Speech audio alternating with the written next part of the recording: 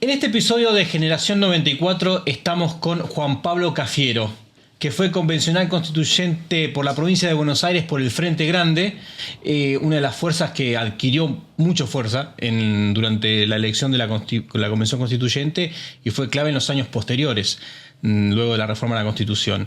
Juan Pablo además fue diputado nacional, ministro de Desarrollo, embajador en el Vaticano, así que gracias Juan Pablo por el tiempo para reflotar un poco esta época. Bueno, Roy, con todo gusto. Primero ¿cuántos años tenías vos en el 94? En el 94 tenía 41 años. Y sos hijo de Antonio Cafiero, sí. Y vos en ese momento estabas en el Frente Grande. Así que antes de arrancar, primero quiero entender un poco el proceso tuyo de pasar del PJ al Frente Grande. Bueno, nosotros siempre nos definimos como peronistas. Eso siempre ha sido nuestra definición fundamental, ideológica, si querés. Y nuestra militancia había sido toda la vida dentro del justicialismo, dentro también del Partido Justicialista. Cuando llega la década del 90, se producen una serie de acontecimientos que, avalados en ese momento por el Partido Justicialista, no nos dejó más remedio que emprender nuestra propia vía y nuestra propia identificación, llevarla por otros canales partidarios. Los acontecimientos fundamentales fueron, lo que impregnó una época económica con un neoliberalismo bastante parecido a lo que sucede ahora en algunos aspectos, pero digamos que ahora es más abrupto y más desprolijo que en aquel entonces. Fue toda una novedad los mecanismos que se habían puesto en marcha. Cuando se le entrega la economía por el doctor Menem a un grupo de empresas, primero al grupo Bungibor, para que manejara la economía, eso estaba muy lejos de lo que nosotros aspirábamos. Siempre pensábamos en ese modelo de Perón, de que la economía la manejara un empresario y el Ministerio de Trabajo lo manejara desde el movimiento sindical. Esa idea que la inició Perón con Miranda fue exitosa porque, eran empresarios nacionales, pero nunca pensábamos que se la iban a dar a una transnacional y que desde ahí se iban a impregnar una gran cantidad de decisiones de base económica que eran básicamente una era de privatizaciones, primero sin control. Eran privatizaciones sin control, a cualquier precio, en una acción muy desesperada por la obtención de divisas por el Banco Central. Se había salido de una hiperinflación y se entraban después en dos hiperinflaciones. Nosotros considerábamos que ese no era el método para tratar los problemas sociales que estaba generando la licuación de activos, salarios y jubilaciones en ese momento. Eso fue en el contexto de lo que nosotros planteamos una alternativa propia para la cuestión económica. Y el otro fue el tema que no estábamos en condiciones de acompañar los indultos presidenciales, que nosotros entendíamos que era una forma de clausurar un proceso histórico que no tenía ninguna necesidad de producirse en ese momento. No había un hecho externo que obligara a pensar que esa era una decisión. Evidentemente hubo presiones, salió ese esquema y cuando nosotros empezamos a dar el debate interno dentro del Partido Justicialista, encontramos que había un fuerte apoyo a estas decisiones en ese momento. La dirección en ese momento apuntaba a consolidar lo que el presidente Menem entendía como viable para su propuesta política.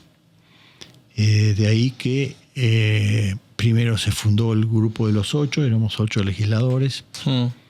Entre el diputado Ramos de Entre Ríos, Darío Alessandro y Fontela, y en mi caso, y el de Franco Caviglia de la provincia de Buenos Aires.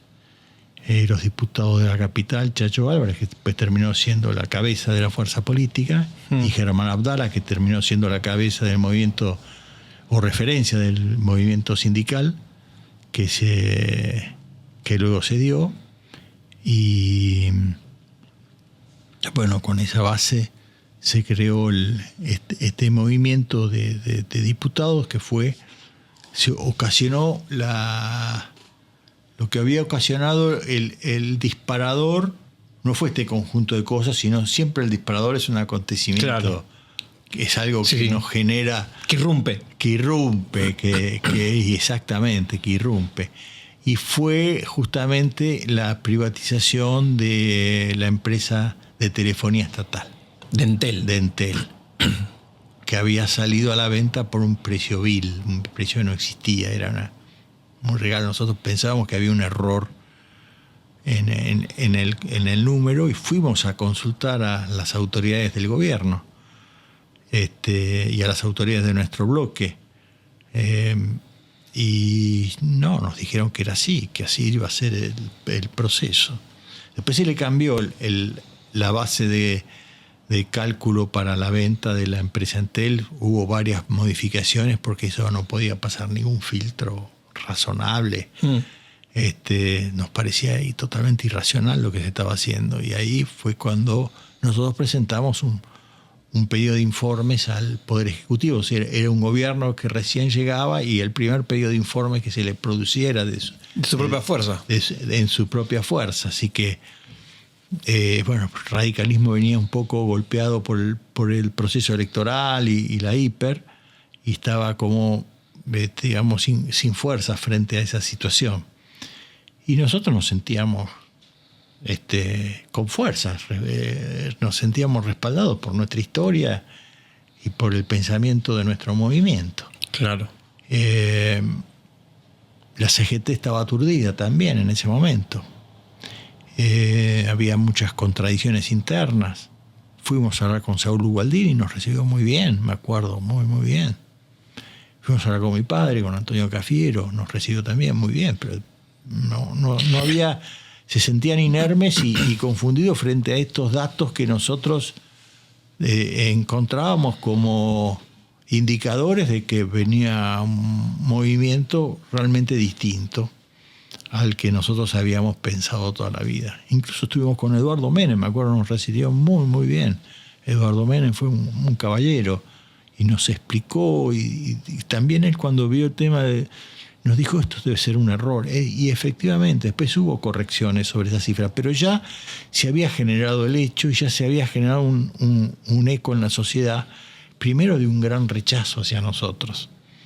Porque ¿A nosotros, a los grupos de los 8 o a nosotros el peronismo? Al grupo de los 8, porque se visualizó de entrada al grupo de los 8 como un grupo que no acompañaba un proceso en el cual una mayoría de argentinos había depositado mucha confianza.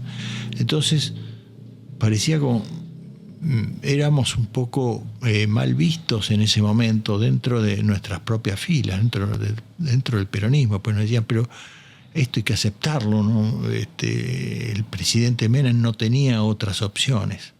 Después, cuando vino lo de los indultos, bueno, ahí ya acompañaron un poco más en las ideas, porque tampoco se sentían muy seguros con respecto al destino de esa política. Y así después empezaron a separarse las posiciones, y nosotros cada vez nos sentíamos más ajenos a todo lo que se hacía. Entonces, en realidad, y a veces muy a pesar nuestro, porque teníamos toda una vida de militancia dentro del partido. Y Chacho Álvarez, que era un poco el referente, era indiscutiblemente un hombre que era un pensador un intelectual dentro del justicialismo. Y bueno, entonces de ahí fuimos conociendo otras variables y fuimos conectándonos con otras formas de pensamiento nacional, siempre dentro del pensamiento nacional. Y bueno, variables del radicalismo, variables que venían de la democracia cristiana, nuevas formaciones sindicales, y bueno, de cero se empezó a trabajar. ¿Y en qué momento, digo, para un militante justicialista le hace el clic de decir, puedo armar una nueva fuerza parecida o conservando algunos ideales, pero escindida del peronismo, ¿no? Porque como esta cosa que vos decís de nos veían como los malos de la película porque estábamos frenando el avance, frenando el progreso o la recuperación, ¿no? Sí, nos veían... sí. ¿Cómo internamente lo trabajabas? No tanto frenando, sino como marcándole los errores. Nos habíamos convertido en los que marcábamos los errores del gobierno, del presidente. Pero sin entorpecer. Sí, éramos una fuerza, la verdad, bastante impeditiva. ¿Existe la palabra? Sí, bueno, pero se entiende. Sí. Anotala y después vemos si existe, ¿no? Impeditiva, sí. Qué sé yo qué. O sea, nosotros no. Si había que ir a hacer quórum, no íbamos. Claro, como se después usó la máquina de impedir. ¿Eran una máquina de impedir? ¿Se consideraban nosotros así? Éramos, nos convertimos, lo que nunca habíamos pensado en nuestra vida, de buenas a primera, en una fuerza que obstruía. Nos dábamos cuenta que esa obstrucción nos generaba un costo fenomenal, un costo fenomenal, pero no teníamos otra forma de ejercerlo. Y después, ¿por qué hicimos otros partidos? Bueno, por nuestras convicciones democráticas. ¿Cómo íbamos a participar de procesos electorales y convocar a los ciudadanos y ciudadanas a participar de algo que era un movimiento que no iba a proyectarse en la vida democrática? Por lo tanto, empezamos a ir construyendo de a poco formulaciones partidarias en todas las provincias, y tuvimos un partido a nivel nacional, que el primero se llamó Partido de la Democracia y la Justicia Social en la provincia de Buenos Aires, y luego todas esas formaciones con agrupamientos de izquierda, el Partido Intransigente, el ex Partido Comunista, gente que venía nombro partidos que eran así significativos y que tenían una historia, ¿no? Te pregunto, estuvimos con Oscar Allende, lo fuimos a ver al doctor Duhalde, fuimos a ver, nosotros no es que decidimos de manera, que era simple para nosotros, hicimos todas las consultas en todo el espectro político sobre si alguien estaba de acuerdo. Nosotros no queríamos ser jefes de nada, esa era la verdad, porque no nos sentíamos en capacidad de adquirir esa dimensión. Entonces buscábamos en los jefes más reconocidos de la sociedad. Por eso pensábamos en aquellos que podían pensar igual que nosotros, pero que tenían un peso político de mayor envergadura que nosotros. Nosotros no teníamos en ese momento ningún peso político. Te digo, era más negativo. La gente no quería sacarse fotos con nosotros. No, se cruzaban de vereda. Muchos diputados y compañeros con los que uno había tenido mucha militancia decían, no, lo de ustedes no. ¿Pero ustedes percibían una demanda social en algún grupo que existía gente que no era radical, pero criticaba el peronismo? Sí. Con el tiempo fuimos tomando conciencia de eso, y después hubo grandes incorporaciones, Carlos Aullero, Graciela Fernández Meijide, Partido Intransigente, los compañeros de ERCO, no Allende, porque Oscar Allende había hecho un acuerdo con Duhalde en la provincia, entonces se quedó un poco ahí, aunque compartía nuestras posiciones. Y en un primer momento estuvo todo el Partido Intransigente, que fue un valor muy importante, porque no había una estructura en todo el país. Y después empezaron disidencias del peronismo en cada una de las provincias, muy chiquitas, muy incipientes, empezaron a tomar contacto con nosotros y se armó una red. Y después se formaron grupos de economistas, de sociólogos, empezamos a intervenir hasta en las elecciones internas de las universidades, de la facultad, y presentamos lista en sociales y aquí y allá. Es decir, empezó a crecer empezó a crecer eso que después derivó cuando se incorpora Pino Solanas, un dirigente muy, muy importante, y con la incorporación de Pino ya armamos Josami, y ya armamos lo que era el Frente Grande, ¿no? Claro. ¿Cómo te afectó, y ya me meto de lleno en la constituyente, pero cómo te afectó en ese periodo la relación con tu padre? No me afectó para nada, porque mi padre comprendía totalmente que no teníamos otro espacio para llevar nuestras ideas que no fuera en paralelo. Él pensaba, en algún momento vamos a estar todos juntos, porque en algún momento esto va a terminar con una confluencia política, y ustedes van a sentir que este tiempo que van a estar en el desierto, hay un final para ese desierto. Pero bueno, háganlo. Y nosotros lo hicimos hasta un punto. Ok, me corro un nivel más entonces. ¿Cómo afectó a él en el peronismo que su hijo petardeara a Menem, ¿no? Cuando él había tenido una interna con Menem? Digo, ¿cómo era esa lectura general de los Cafiero haciéndole lío a Menem? Pero no, de ninguna manera, porque mi padre siempre fue un hombre muy disciplinado y verticalista dentro del partido. Okay. O sea que él era reconocido por esa lealtad partidaria. Nosotros entendíamos la lealtad desde otro ángulo. No la veíamos que pasara por ahí. El sentido de pertenencia y de lealtad, nosotros lo veíamos que tenía que pasar más que por la dirección partidaria, por las ideas y determinadas convicciones, y además las pruebas que empezaban a aparecer sobre que este era un fenómeno social, no solo en Argentina, sino que era un fenómeno de un liberalismo en la región y el mundo, ¿sí? En el mundo. En el mundo se había instalado esta idea. Así que nosotros también empezamos a tomar contacto con otras formaciones, las que se llamaban lo que se llamaban en América Latina Foro San Pablo. Donde estaba el PT de Lula, que era una expresión también muy parecida a la nuestra. Estaba el Frente Amplio uruguayo, estaba el Partido Comunista de Chile, estaba el PRD de México, después estaba... Todo lo que vino después en los principios del 2000, ¿no? Después fueron todos gobiernos. Claro, muy interesante. Todos fueron gobiernos. Nosotros después, terminamos en la alianza, básicamente, el radicalismo en Frepaso. Con el Frente Grande, después se va al Frepaso, sí, con la incorporación de Bordón, sí, de Octavio Bordón, un dirigente importantísimo. Vamos con la fórmula Bordón Álvarez, obtenemos que Menem gana muy bien la elección esa, porque la gana sin necesidad de ir al balotaje. Y después se busca una confluencia hacia la alianza. Claro, la confluencia ya es hacia el 97, como experiencia previa, y hacia el 99 ya con una democracia interna mucho más consolidada dentro del espacio. Bien, y en el medio pasó la constituyente de todo eso. ¿Cómo fue para ustedes el resultado de la elección del 10 de abril? ¿Cómo les impacta en la autopercepción que tenía el Frente Grande de la representación que tenía? Porque les ganan en la capital federal. Nosotros ganamos en 2 provincias, en 2 distritos.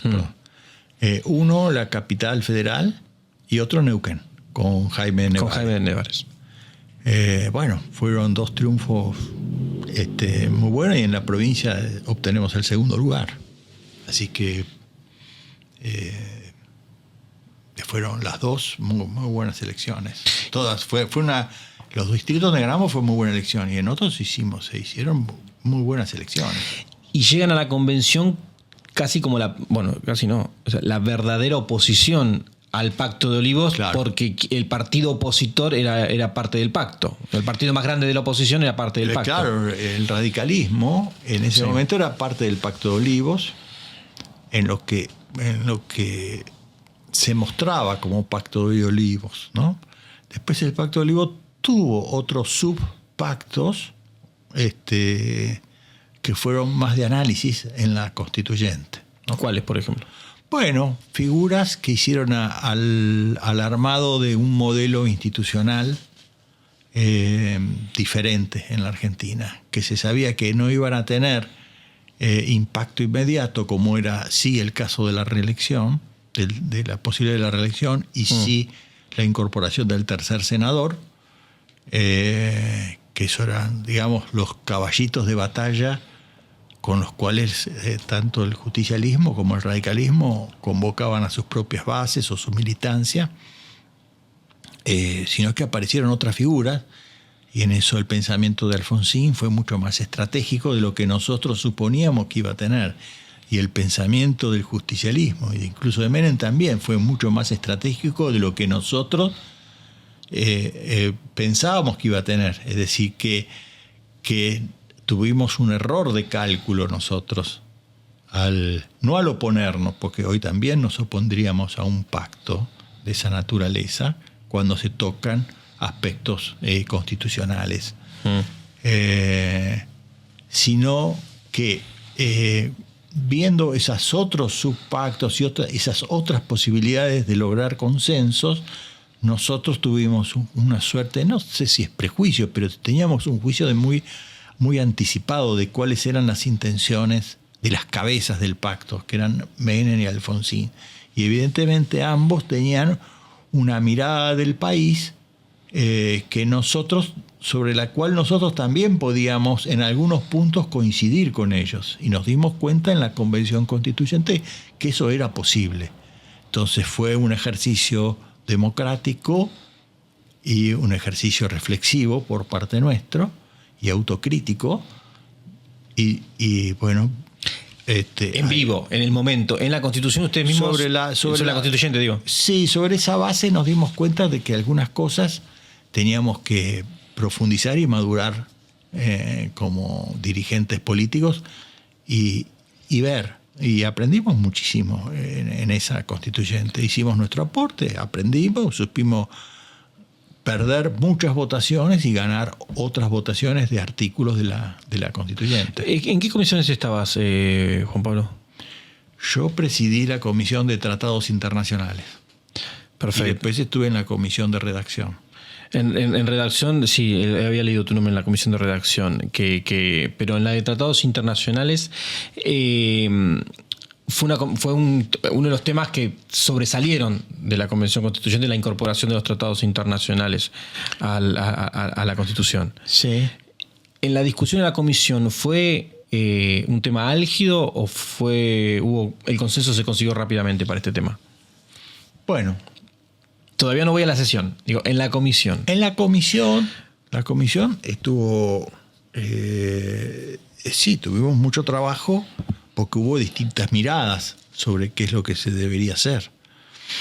El tema de los tratados internacionales estaba en la ley de convocatoria. Y estaba en la ley de convocatoria y por una distribución que en todo cuerpo colegiado se hace, le tocaba a nosotros, que éramos la tercera fuerza, presidir esa comisión.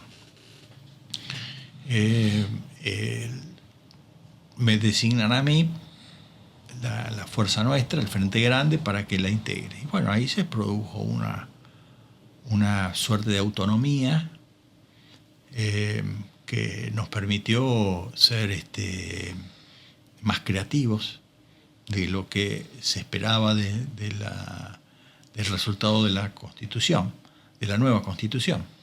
Y esa creatividad estuvo fundada en ver que en ese proceso de globalización que se veía en el mundo también había una globalización en materia de derechos humanos, y que derechos humanos que incorporaban no solamente los derechos individuales, sino derechos sociales, culturales, al medio ambiente, a la protección de los datos personales, a un montón de temáticas que para esa época eran muy modernas. Sí, porque eran todos de reciente creación. En general nosotros si bien pusimos declaraciones universales de derechos humanos que eran del año 48 como precedente y que habían tenido el apoyo del justicialismo en su política exterior desde el año 48. No nos olvidemos de eso, estaba gobernando el peronismo desde el 46 en adelante, hasta el 55. Así que algunas de esas declaraciones tenían esa impronta de haber sido aprobadas por los primeros gobiernos justicialistas y no haber podido ser derogadas por los gobiernos dictatoriales, no haber podido eludir esos compromisos internacionales. Ya nuestra jurisprudencia, nuestra doctrina en los tribunales le estaba dando cada vez más trascendencia a esos pactos internacionales. Entonces yo, cuando me tocó esta comisión, tuve una charla muy interesante con el doctor Vidar Campos, que fue realmente muy significativa para mí. Primero porque yo lo conocía yo era un estudiante, era un profesor y un profesor de excelencia además. Y tuve un encuentro con él y le dije, mire, vamos a trabajar este tema. ¿A usted qué le parece? Y él empezamos a ver este tema. Y él tenía cosas escritas, artículos muy interesantes sobre el tema de la constitucionalización, sobre todo de los pactos civiles, sociales y culturales que dependían de Naciones Unidas. Pero cuando nos metimos con Naciones Unidas, surgieron voces que decían, bueno, ¿por qué no constitucionalizan la Carta de las Naciones Unidas? Bueno, yo le dije, no a Vidar Campos, doy por terminada la charla ahí, le dije a quienes proponían eso, pero la Carta de Naciones Unidas tiene un Consejo de Seguridad dominado por las grandes potencias, donde la Argentina no es parte. Nosotros no podemos no puede integrar nuestra Constitución Nacional algo que la Argentina no es parte ni puede decidir. Sería una decisión contraria a nuestros principios de soberanía. Y nosotros no es que queremos convertirnos en una colonia jurídica. No somos el coloniaje jurídico, no lo vamos a convalidar, pero sí vamos a convalidar instituciones prestigiosas que tienen una historia hacia el interior de la República Argentina. Comisión Interamericana de Derechos Humanos. Es decir, el Pacto de San José de Costa Rica. Hay que incorporarlo.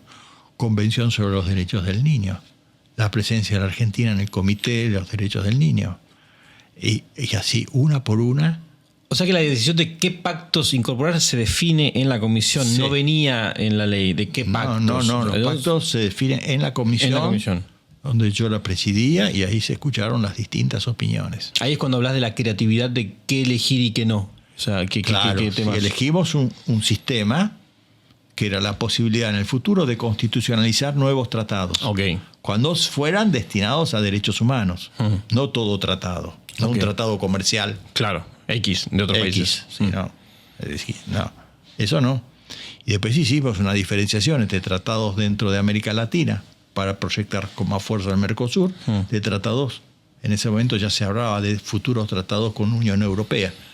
O con, en fin, el acuerdo de Menem de ser una fuerza extra-OTAN y participar de guerras que nosotros no la íbamos a poner dentro de la Constitución. Claro. Pero eso no lo iba a votar ni siquiera el propio justicialismo. Eso no lo votaba nadie. Pero nadie lo propuso tampoco. Pero yo digo, desde el punto de vista de la imaginación creativa, tenía los límites de la Constitución y de la soberanía argentina, que para nosotros era importante. Por eso nuestra comisión, a un pedido que nos hace el entonces constituyente Eduardo Menem, incorporamos la cláusula transitoria sobre la soberanía en las Islas Malvinas. Eso fue a pedido de nuestra comisión, pero no una iniciativa mía de Cafiero, sino una iniciativa de Eduardo Menem. A él hay que reconocerle.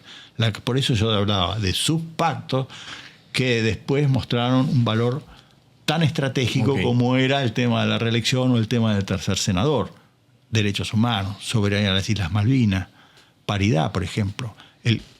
El artículo que habla de la igualdad de oportunidades no es un artículo, yo lo presento, pero en realidad es un artículo que me trae la constituyente Claudia Bello como propuesta. La autora es intelectual, es ella. Y después yo tuve un buen diálogo tanto con Alfonsín como con otros convencionales constituyentes del radicalismo, como con otros del justicialismo, como Carlos Corach o Rodolfo Barra, que tenían una suerte del control de esa situación, o con Alberto Pierri o con Eduardo Menem. Es decir, se generó después un buen diálogo. Y para el Frente Grande todo eso era como muy novedoso, porque nosotros teníamos como nos veían como estos vienen son una fuerza disruptiva y nada más que eso. Sí, uno puede ser disruptivo, pero si está creando otra cosa. No como pasa ahora, que es disruptivo pero no hay nada del otro lado, hay un precipicio.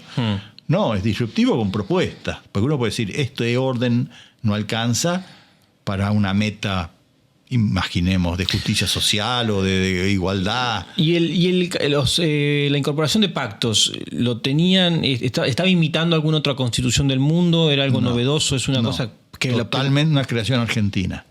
Después nos llamaron de otros países para ver cómo era el tema. Pero fue una creación netamente argentina. ¿Te tocó después ir a otros países a contar la experiencia argentina? No, yo no. No, yo no. ¿Sabés qué países imitaron a la Argentina? No, preguntaban.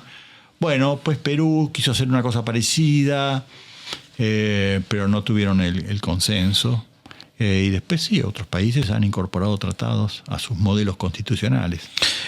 Hay algunas anécdotas de la constituyente. Por ejemplo, un día un cruce entre Cafiero, tu padre, y Aullero y Carlos Aullero, en donde estaba hablando Aullero, pide la palabra Cafiero y preguntan cuál Cafiero, y empiezan a decir el Cafiero bueno, el Cafiero malo, ¿no? Dependiendo de dónde venía el comentario.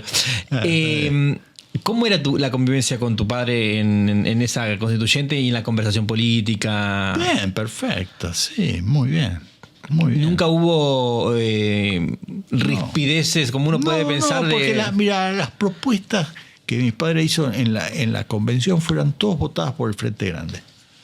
La cláusula del progreso y otras cláusulas, la cláusula de la ética, que fueron impulsadas por mi padre y la comisión que él tenía para trabajar. Todas fueron votadas por el Frente Grande. Y otro convencional constituyente que tuvimos muy importante, Kesselman, Zaffaroni, teníamos un constituyente de Aníbal Ibarra, no me quiero olvidar de nadie, Mari Sánchez. Sí.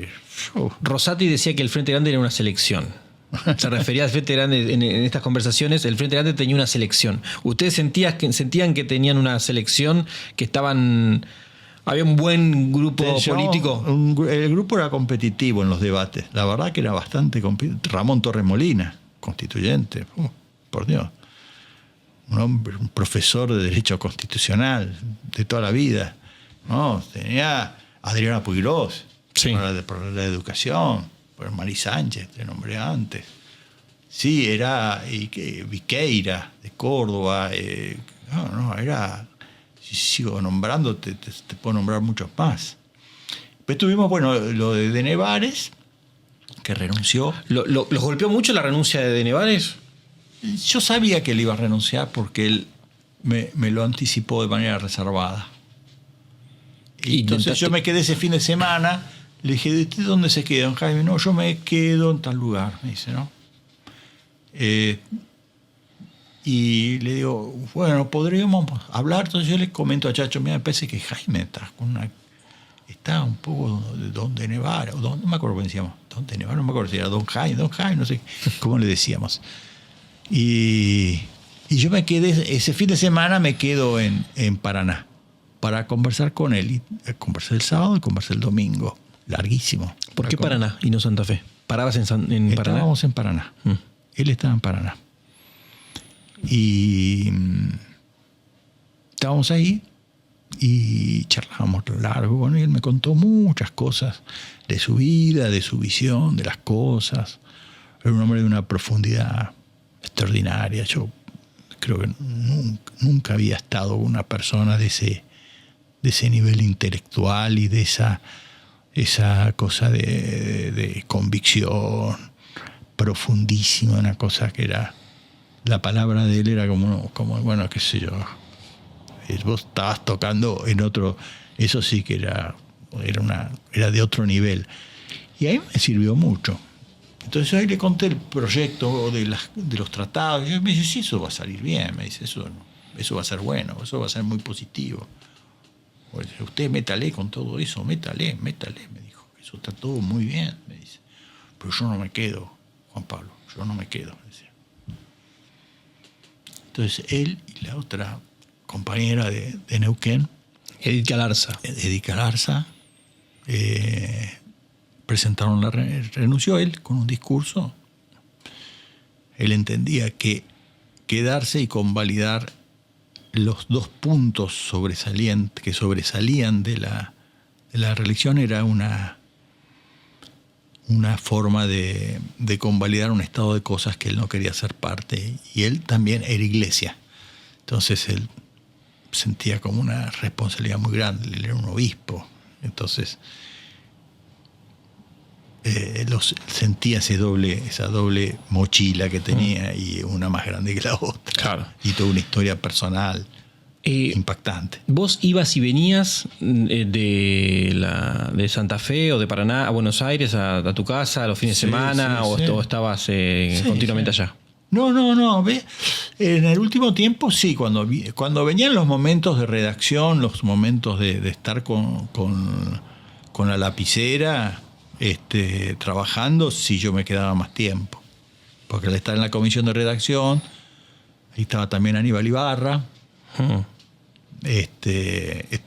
nos teníamos que quedar un poco más de tiempo trabajando.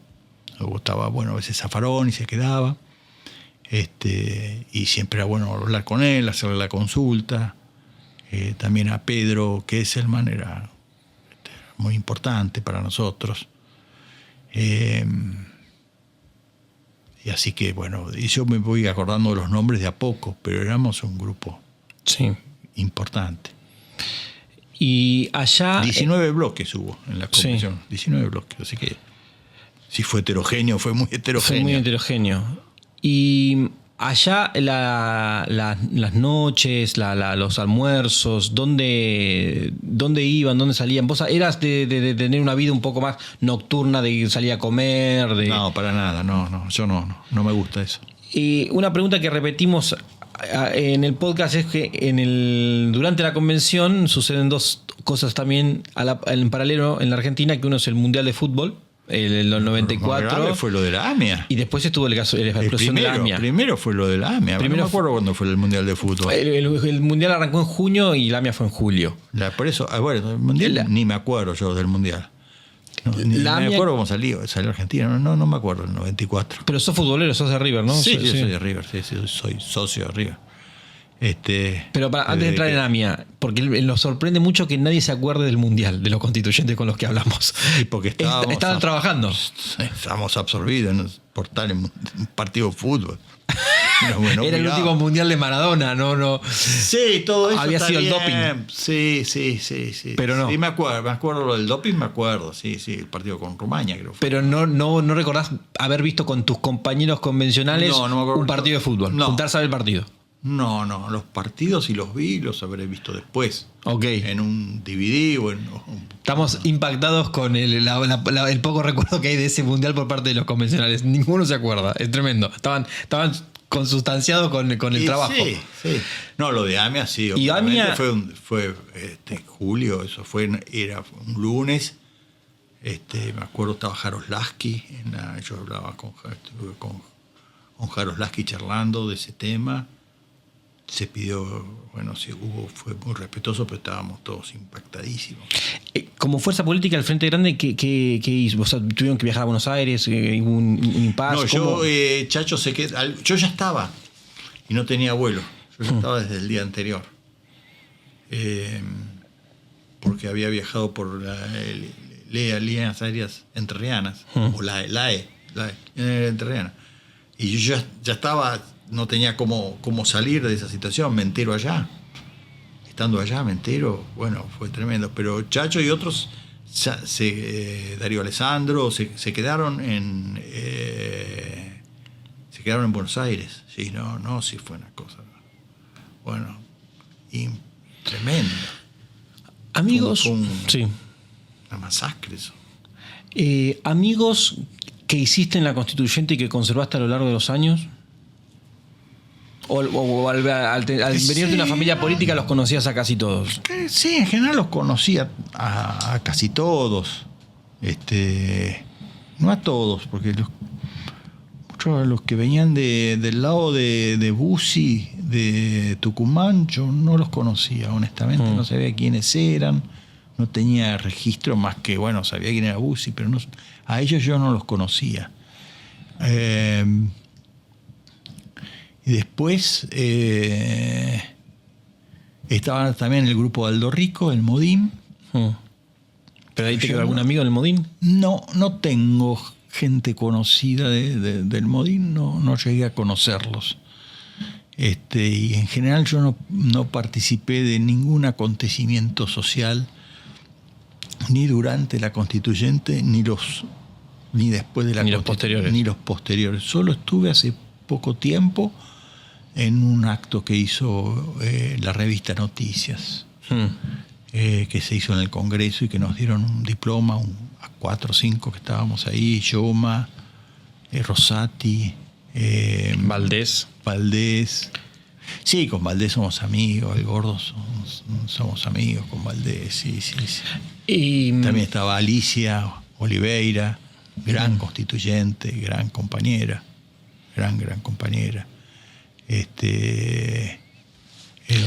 Alicia me ayudó mucho en la comisión de tratado. La verdad que Alicia. Después tengo que mencionarte algunos más. Ponce de León, que venía de allá, de Río Negro. Que fue uno de los que enfrentó la oposición, que fue ADEPA. ADEPA fue la que más cuestionó la incorporación de los tratados, porque decía que el derecho a réplica se constitucionalizaba el derecho a réplica.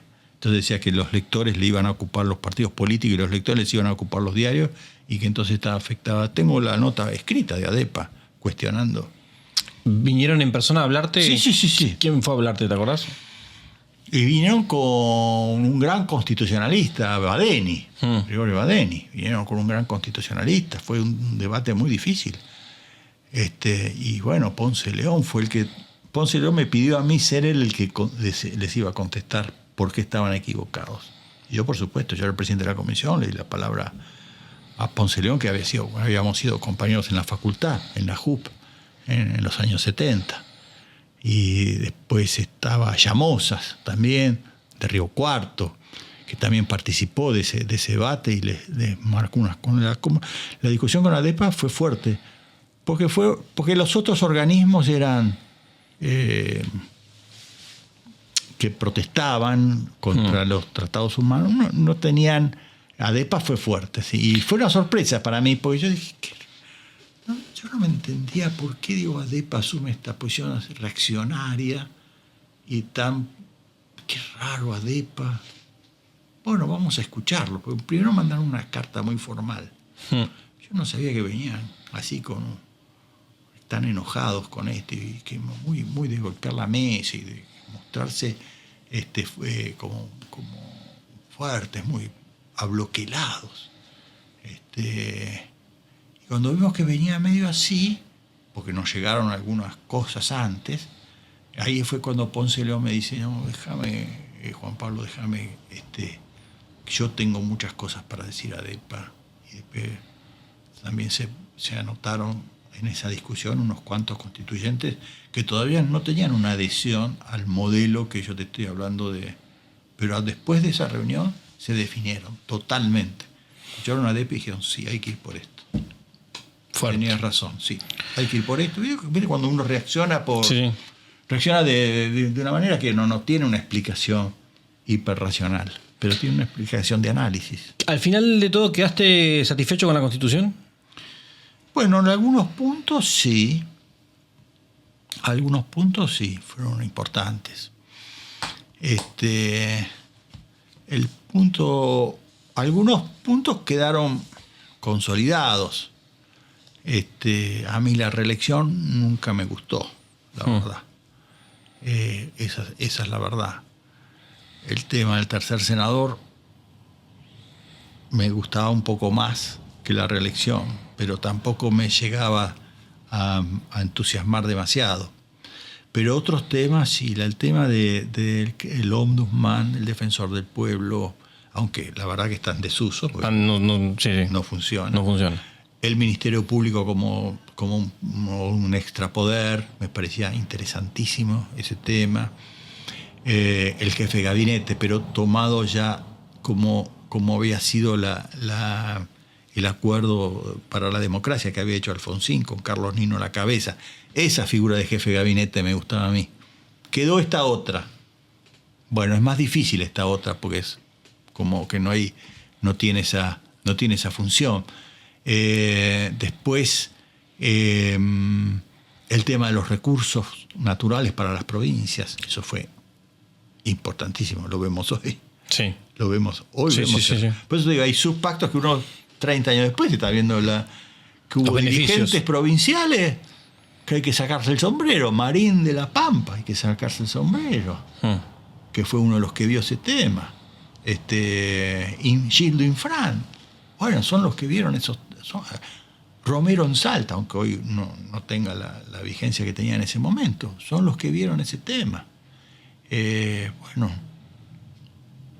Y bueno, hubo posiciones interesantes.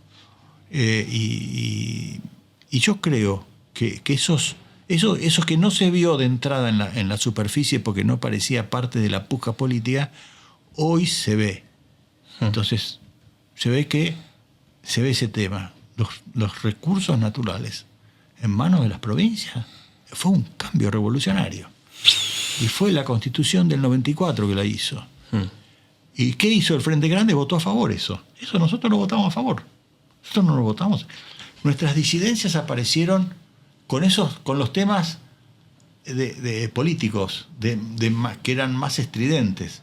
Pero en los otros, el Frente Grande no fue oposición, al contrario, contribuyó, ayudó en la redacción, dio número, ayudó.